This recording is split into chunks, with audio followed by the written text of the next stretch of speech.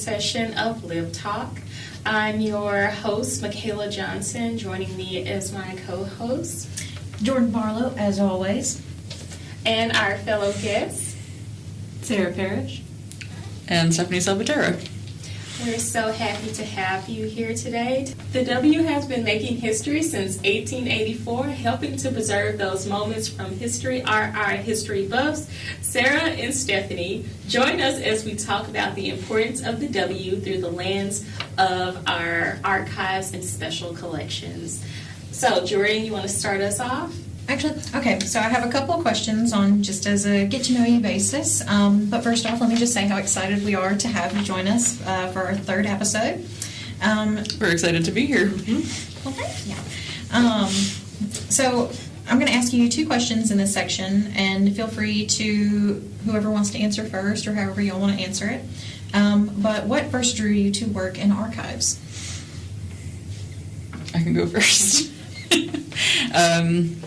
So I actually started working in archives as an undergraduate. It was my junior year of college. I got a job working in the archives. I didn't really know that much about it, but at least had like a very basic understanding, and ended up really, really enjoying the work. And that kind of happened simultaneously with what I like to call the weed out class for my major. So I thought at the time that I was going to be a social worker, and took that weed out class and just went like, absolutely not. I don't have the personality for this. It was nice that I was working in the archives and enjoyed what I was doing, and so it felt like a viable alternative for a career. And I was there 5 days a week, and I liked the variety and the opportunity to understand where I was, like in college, better. So I decided to pursue it professionally. Went and got a master's degree after finishing college, and now here I am. I was a history major in undergrad, so I was always kind of aware of archives as like a tool for history making and writing historical narratives. But similar to Stephanie, I worked in as a student worker in archives in my graduate degree. So I got a lot more experience with the work of archives, and I really enjoyed the day-to-day kind of variety, like you mentioned, of seeing what that looked like from the other perspective. And I thought it was pretty valuable and something I wanted to continue to pursue. So here I am. Okay. So for those that are listening that may not have a full grasp of what the archivist and how y'all's day-to-day goes, but what is something that about your job that might surprise students or faculty? I think I have like a multi-part answer for that. So first I would say that like if people think about archives, I think their perception of them is that they're kind of places where things get lost, and then researchers, or like in movies like Indiana Jones or somebody like that, comes in and like discovers a treasure that no one has seen for 1,000 years, and then it's a huge deal. But that's like very much not like kind of the opposite of how they work. Because the entire point of archives is to, first of all, know what's in them, and then second of all, like preserve it and make it available for people to research. So like nothing in the collection is a secret is the first thing that I would say. And then the second thing that I would say is that it involves interacting with people much more frequently than people think. When I was in grad school, I had a doctor's appointment at the campus health center, and like the doctor that I was seeing asked me what I was majoring in, like what my program was. So I said I was in the archival studies program, and his response was, "Oh, so you're just going to go off and work in a closet somewhere?" That's certainly part of it. And, yeah, like he wasn't wrong per se, but also like it really does involve a lot of working directly with people, asking questions, and also like thinking about the way people think and how they access information or how they would be looking for it in the first place. So that would be what I would say. Because what we do, at least certainly here, what we're trying to do is connect people with the history and the materials that we have at the W. So that's a big part of it, is interacting with people. Can you expand on that a bit more? So we always like to connect our roles to, like, specifically to library services and what we have available to provide and assist students. So how does your work support student learning and creativity at the university? Do you want to take that one? I feel like I've talked a lot. Sure, I'll start it. As I mentioned, what we're trying to do is make sure people can connect with what we have here, what's stored here, what the W has meant to people over the years. We get a lot of interactions from students and professors, as well as alums and other community members who are connected to the W. So what we do is field a lot of questions that, for people who come in who are looking for historical information in the library, you guys punt them to us so we can kind of help them a little more effectively. So that's a big part of what we do on the day-to-day in terms of reference requests that the library gets. Yeah. That is true. I was sitting at the front desk one day and we got a call about a history question. And the student worker knew not to look towards me. She looked right at Sarah, who knew the answer. I think the value, or one of the biggest values to me for archives is, especially with college archives, is that people can feel connections to people who they share parts of their identity with. So you can, like with the Smith Papers collection, read letters and get to know people, like, pretty personally, who were students at the W in 1936. And I think that students today really enjoy that. So that can fuel people's creativity because they're thinking about history in a more personal and different way. It's like not as abstract. I think that can be really fun and make people, like, come up with really creative ideas. Let's see. We helped with the English composition class first semester of this year when they were working on designing buildings, and so it was fun to, like, give the students pictures of different buildings on campus over time and talk to them about different features that were put in, like, intentionally for the building's original purposes, and then how those things have changed over time and whether those things would still be there, or, like, if they were designing their own buildings, what would they put in intentionally for the things that they wanted them to be used for. So I think they're, like, the archives is so full of possibilities for creative projects, and part of our job is to help people understand what the archives has and what it can do, and then kind of, like, get them on their way so that they can be creative for it with it. And just generally overall, we do a lot of support with, like, academic research. So for a lot of students, for their introduction to primary sources, or part of their journey to getting more comfortable with that kind of research is a lot of what goes on in the archives.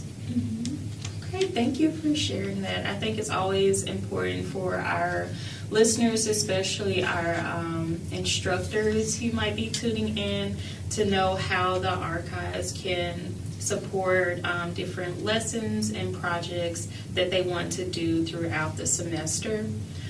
You did mention how your work intersects with other parts of the library, like we do with instruction and research help. But how do you see your work contributing to different campus events?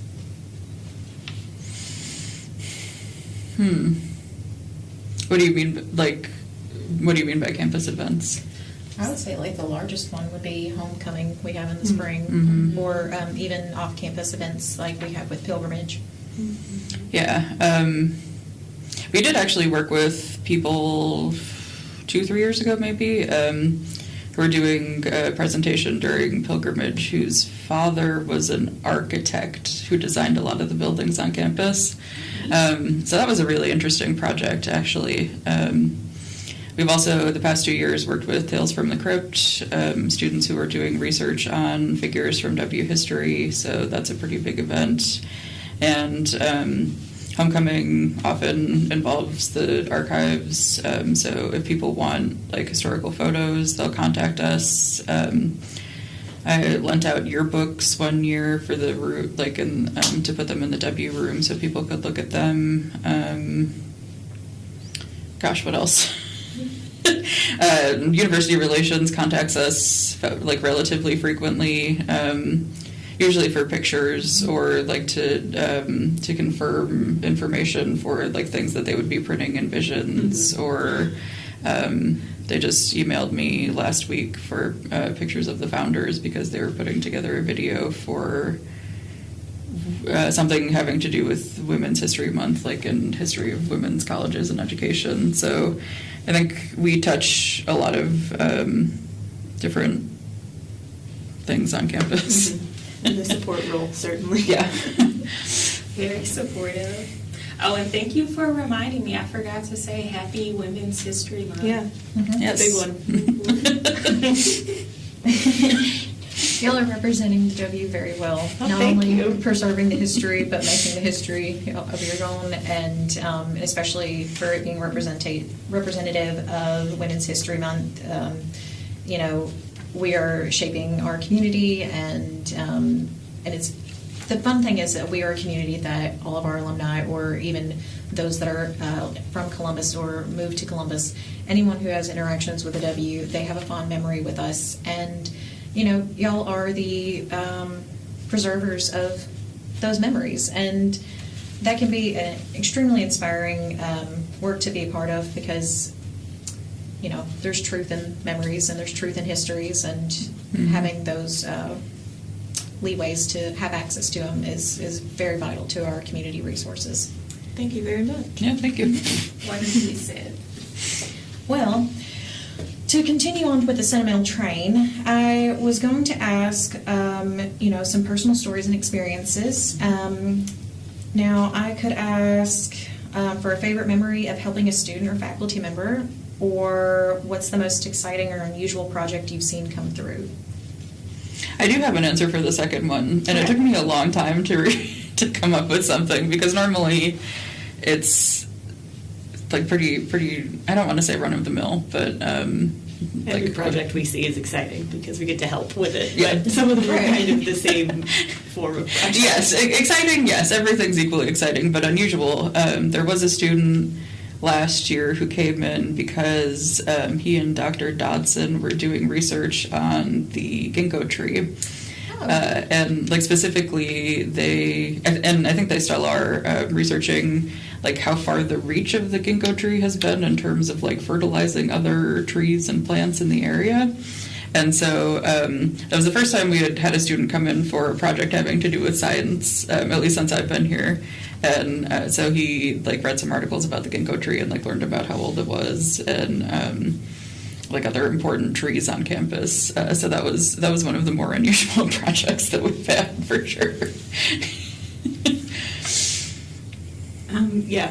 That one I remember for sure. And we get a lot of like class-based projects, but I remember there was another student who was working on like a ghost story.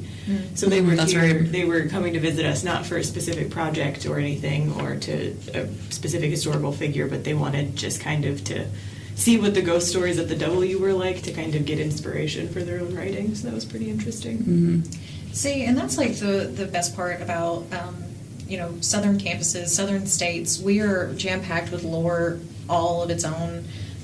Even having lore with the ginkgo tree of, your leaves, one leaf falling on your shoulder on this campus and the other leaf falling on your shoulder in a sister campus, or just the numerous myths that Columbus has and holds. But again, that's also the ability to separate myth from fact, and history facts, to all these other nuances and layers of just how Columbus has just kind of evolved into its own entity, so to speak. But yeah, those are pretty cool. I kind of want to hear, how old is the ginkgo tree? Very.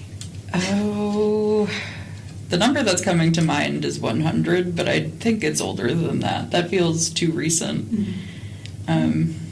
Yeah, I couldn't say for sure. I would have to look.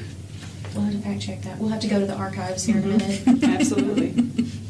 Thank you for sharing that bit. I always think it's really interesting to hear about like students that are using our resources like the archives and like non-typical ways, like you said, that was the first time you've experienced like a student coming with a like science request or a creative writing request. Mm-hmm. It's always very like fun and interesting to engage with that and to help facilitate this new development, this new creation, research. So while we are still talking about like personal like stories and experiences, we also want to get a understanding of like feelings and impact from you and your role here. So how does it feel when you see students really engage with archives in ways that they haven't before? So like we just talked about. Do you have any other stories to share? We love stories here. I mean, it's kind of the best part of our job, I think. Mm-hmm. So every single time you get a student who's engaging with a project that maybe they weren't super excited about or that was always a passion project for them, and you're just seeing them engage with the material and develop their ideas about what they want it to end up looking like and thinking about what other materials they could use for it. It's really great, and that's kind of why we do what we do, mm-hmm. to help students with their research and projects. Have any of them like inspired you both to kind of, I want to say maybe get additional materials for the space or items, or to kind of think about like how you approach subjects differently? I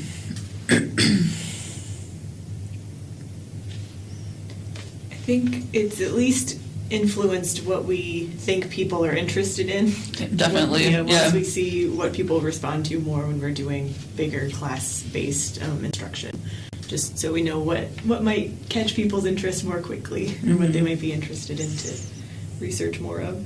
Yeah, it's definitely made us think about the stuff that isn't, like, the term is processed or described. So we do have lots of... I know I just said that nothing in the collection is a secret. The materials that are like in the collection, but information about them isn't necessarily accessible outside the archives. So we have our archive space, which is the tool that people can use to find information about what's in the collection. And Sarah, in particular, is constantly working on updating that, so we have more of the materials accessible.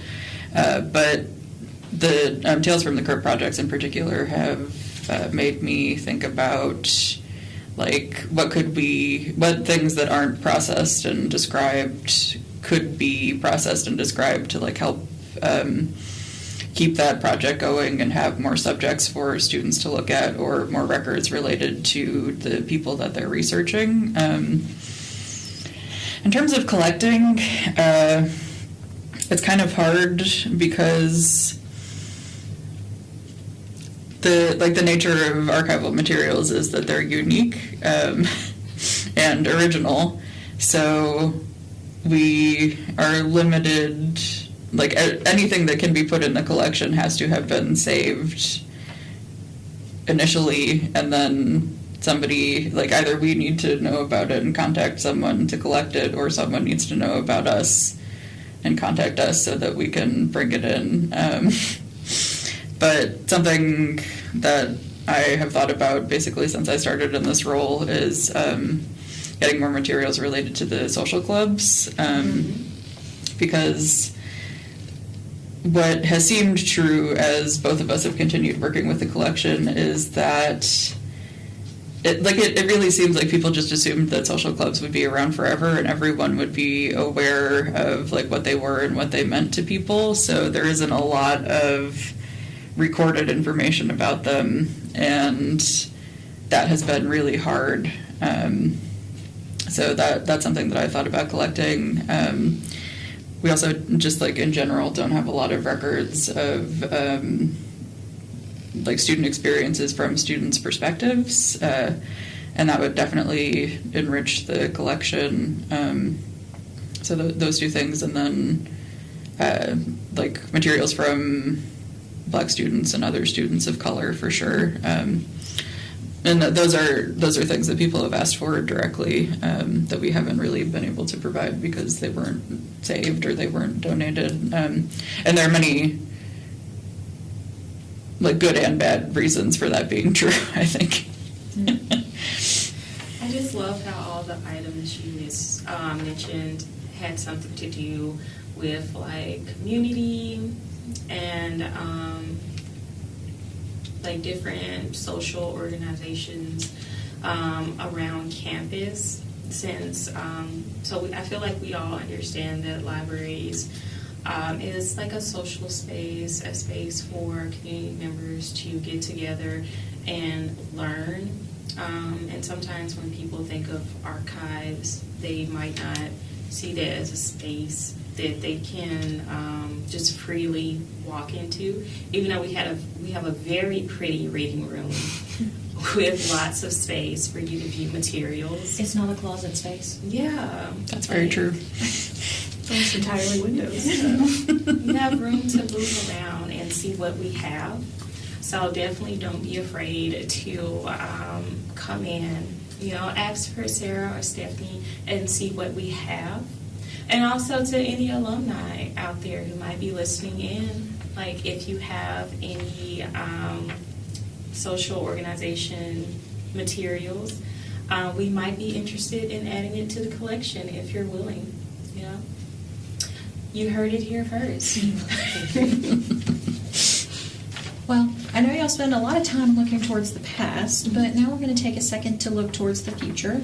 And yes, I know that was a very predictable segue into this. But if you could design a dream project, event, or service for the library, what would it be? That was like the one question I didn't come up with an answer for. I really don't know. Do you want me to ask other questions? Yeah.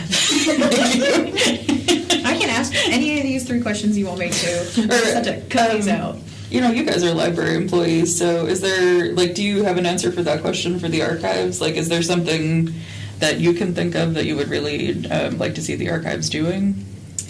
A showcase. A showcase would be pretty cool. More like an in-depth, we already have our exhibits, which are stunningly and aesthetically pleasing, and all the positive affirmations to it. I could not think of any more. But yeah, like a full-on. What word did you say? Oh, a showcase. A showcase, yes. I swear to you, daylight savings hit all of us and just said, "Yeah, with it." Absolutely. Let's see. I would say, somewhere along the lines of a showcase and just more events around similar to that of Tales of the Crypt or other ways that the university's history has impacted the surrounding communities. I don't know, maybe that just comes with more advertising or more media about it, just because there's several people that may not realize that we do have an archives upstairs and it is accessible, and we love questions, and I feel like that's been the main caveat for a lot of our series, or the series, is just that we love questions and we love answering questions. The more difficult, the better. I promise we will not get upset. If you ask us a question, you have made our day. So, did you have something for those? Okay. So where do you see the library growing in the next few years, and how does your role fit into that vision? I think that over the past year, for sure, but really over the whole time that I've been here, we've done a good job at improving or growing outreach to faculty, and then bringing students and full classes to the library for instruction, for projects, for really any reason. So I think that's definitely that's something that I can see growing and getting even better, so that we can like share the story of the library and what we have to offer. So I think the archives is participating in that. We've had at least a greater variety of like academic areas for full classes this year than we have in the past, and so that's something that I'm really happy about. And hopefully, now that we're like building relationships with those faculty, then they can help spread the word, and we can get more contact with more of the university and come up with more ideas for how archives materials can be integrated into the classroom. You're nodding your head, so I feel like you're answering with the same sentiments. So for our listeners that you can't see us, Sarah is nodding her head emphatically, and so... Oh, okay. We are already here at the end. I feel like that like flew by fast, you know. Well, time goes by quickly when you're having fun. You know, I'm having a good time. Mm-hmm. How about y'all? Great time. Yeah. Hopefully our listeners are having a good time too. So before we close out, we just have a few more questions. So what's one thing you'd like students to know about the archives that they may not realize? That it's accessible to them. Mm-hmm. I feel like there's a perception that archives are kind of standoffish, or you have to know what you're doing to make an appointment or something like that. But that's what we're there for, is to help students, professors, community members. That's why we exist. So just yeah. Definitely. Like you were saying, just please ask us questions. If you have like any curiosity at all, any interest whatsoever, please just like stop by or send us an email or something. We are here to help and to make things accessible. Okay. Following up with that, did you have something to read? No, that just reminds me of that book, like what you're looking for is in the library, of just that big, intimidating librarian figure of just, you know, having the anxiety, I guess, for walking up to the big desk. Trust me, we're not as scary or as intimidating as we look. A lot of us are wearing enamel pins with funny little quotes. We're about as intimidating as a bunny. But I think, you know, even being a student myself, I always had like the intimidation factor of like, oh, I don't want to bother them. It's part of their day. I worry that I'm going to be asking something ridiculous. And I guess that was like my failure as a student to realize like, oh, I could have been utilizing these resources to more of my advantage and making those connections early on. So, I mean, you know, take that leap of faith, or, you know, if you ever just want to ask us a question, or just stop and say hi. We will gladly respond hi back. Mm-hmm. Exactly. And for any other like students or faculty and staff that are still a little apprehensive, you know, do y'all have any advice for them on how to get more involved with library services? Asking questions, following us on social media for sure. Yeah, we really are very approachable. And, like that's something I've thought a lot about in this job, because I didn't go to library school. And really something that I didn't realize until I started working in a library is how incredibly like customer service focused the job is. Because I think so many people have this view of libraries and librarians as people who just like really love reading and love books, and though that isn't inaccurate, it's not the whole thing. And so much of what we do is helping people, or like making connections between things, and that's something that I really love about the job, is that support role, and I think that's true of everybody who works here. So we're here and we're willing, so, you know, reach out, please. Yes, definitely. And thank you so much for reminding me. I completely forgot about the digital aspect of archives. Like, you don't have to be here in person to get materials from the archives. Sarah and Stephanie will gladly scan materials for you, or they'll present another option for you to still get the information that you need. And we're on social media. Follow us on Facebook, Instagram, YouTube. Okay, we're a fun bunch. We have Hello, my fellow youths. Hello, my fellow youths. #archives. We post information found in the archives often. Do we have any posts scheduled for this month? Celebration of Women's History Month? We had one that we posted on the main social platform yesterday for maybe Fan Library. So that was posted yesterday, I believe, with a celebration to women's history, and a lot of the photos or all of the photos, forgive me, that are a part of that posting were collected from the archives. And granted, there are some beautiful smiles on there and some great work that was being represented that just, otherwise we wouldn't have been able to see in the year 2026. And I think that speaks for itself. There you go. Find us online. Remember to like, share, and follow. I'm sorry, I just always wanted to say that. To supplement what Michaela was saying, we do have digital records available online on Athena Commons. So we have the full run of the yearbooks digitized and available. We have photos from the university's history digitized and available. The Smith Papers collection, which I mentioned earlier, so letters among family members from, what are the years, like 1920 to 1970 approximately. We're up to about 1949 digitized and online. What else? The O Lady humor magazine from the 1920s is scanned and up. A wide variety of materials that are just available anytime anybody would want to look at them. You can download them. As Michaela was saying, we do reference as well. So if you have questions relating to the university's history, you can reach out and ask, and we can work with you to try to find answers or scan some things.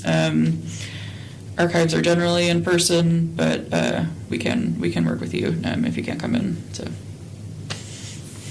Well said. Thank you. So during our sessions, we do like to close out with like a fun question. So I would say, what is your favorite item in the archives? If you had to pick one. It's hard to pick a favorite. It's so hard. It's almost like asking a bookworm, what's your favorite book? I know. It varies day to day. What's your top one for today or lately? They have a cute little, is it a baby jacket? It's like a kid jacket. Mm-hmm. Yeah. That's like with the old mascot on it. Yeah. Missy Deer. Mm-hmm. Missy Deer. And I thought that was really cool. Mm-hmm. Mm-hmm. That one's from the 1950s, I think. Before we had sports that people took seriously, which is why they were the Missy Deers. We do have a sword from Zouave, which was a French military drill that the woman who was in charge of the physical education department for like 50 plus years brought to campus and taught the students, and for a long time they did a performance of it annually, and it included like a fencing demonstration. So we have a wooden sword that they used for that that I get a kick out of. Nice. What about you, Sarah? It's just really hard to pick one. Kind of every student publication. Yeah. Because it's so interesting to see what they were thinking about, writing about, caring about, and how they presented it, what art they put with it. So, especially some of the older things, because we don't have a lot of like Stephanie was saying, we don't have a lot from student life. So it's kind of an insight into what the students were caring about, which is really cool. See, that was such a nice, insightful answer. And meanwhile, my favorite thing is this photo of an old Odie Owl That was really good, too. mascot where he just I do plays love that heaven one. instead of Christ. This might be a better answer. I like the one where he's just laying on the ground, pointing up to the sky. We're considering like doing like a meme Monday, match, like whatever you think the meme should say with this, or make a meme Monday. Just because there's so many expressive photos of Odie that it just tickles me immensely. But no, those have to be one of my favorites. Really good. I like the Centennial quilt too. We don't get to talk about it very much, but it actually I don't actually know that much about it. But I think it was like a collaborative project for the University Centennial in 1984, and so the different patches on it are from different like clubs and organizations on campus. So it's huge too.